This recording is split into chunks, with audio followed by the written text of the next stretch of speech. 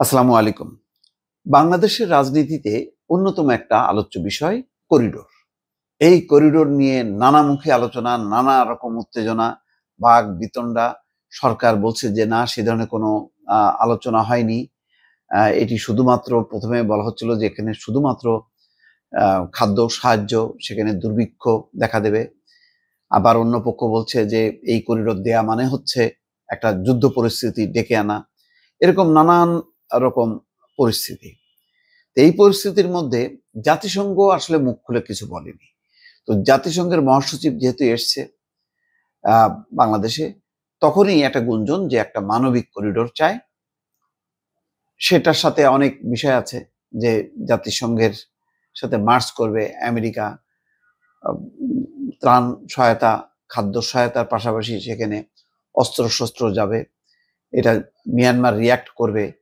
চীন, ভারত ভালোভাবে নেবে না, ফলে একটা আঞ্চলিক উত্তেজনা তৈরি হবে। এরকম নানান আলোচনা নিয়ে বাংলাদেশের রাজনীতি যখন সরগরম, তখন গোয়েন লুইস, জাতিসংঘের বাংলাদেশের আবাসিক প্রতিনিধি, তিনি বলছেন রাখাইনে মানবিক করিডোর নিয়ে জাতিসংঘের সঙ্গে আলোচনা। তাহলে উত্তেজনাটা আসলো কি করে, আলোচনাটা আসলো কি, কত রহস্য, কত ধোঁয়াশা।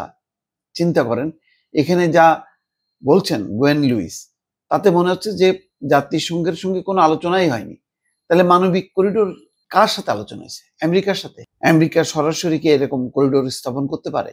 আমেরিকার সেনা কমান্ডাররা বাংলাদেশ ঘুরে গেছে, এটাও সত্য। কি আলোচনা হয়েছে আমরা জানি না। এবং এটা শুধু রাজনৈতিক অঙ্গনে না, সামরিক অঙ্গনেও আলোচনা এই করিডোর নিয়ে। তাহলে কোনটা সত্য, কোনটা মিথ্যা? বিষয়টা তাহলে কোথা থেকে আসলো?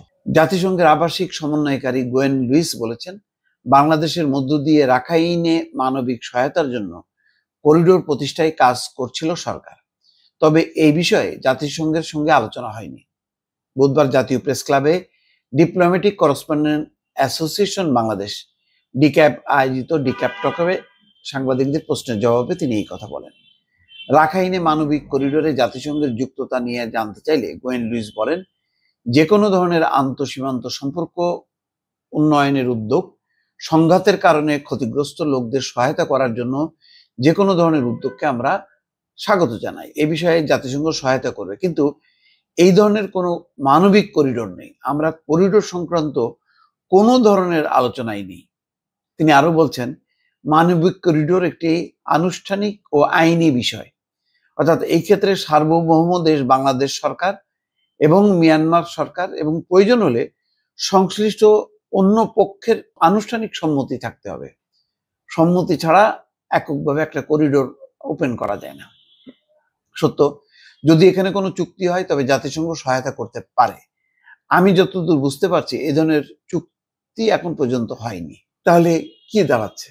একটা রহস্য তৈরি হচ্ছে, কিন্তু আরো ঘনীভূত হলো। গোয়েন লুইস বলেন, এটি করিডোর দুই সরকারের বিষয়। এটি প্রতিষ্ঠিত হলে জাতিসংঘ সহায়তা করতে পারে। রাখাইনে প্রবেশ করা খুব দুরূহ। সেখানে সংঘাত চলছে এবং পরিস্থিতি অনিশ্চিত। মিয়ানমার সরকারের সঙ্গে ইউএনডিপি এবং ইউএনএইচসিআর এর মধ্যে সহায়তা দেওয়ার জন্য একটা সমঝোতা ছিল, এটি চালু রয়েছে। কিন্তু জাতিসংঘের উপস্থিতি উল্লেখযোগ্য পরিমাণে কমে গেছে, যদিও সেখানে কিছু কর্মী রয়েছে এবং কিছু অংশীদার সেখানে কাজ করছে। তো দেখেন, তাহলে পরিষ্কার কিন্তু একটা ব্যাখ্যা পাওয়া গেল গোয়েন লুইসের কাছ থেকে। তাহলে বাংলাদেশে এই করিডোর নিয়ে যে রাজনীতি, এত উত্তাপ উত্তেজনা, এটা কোথা থেকে আসলো? সূত্রটা বা কোথা থেকে? এই ধোঁয়াশা বা রহস্যটা কিন্তু থেকেই গেল। ভালো থাকবেন। আল্লাহ হাফেজ।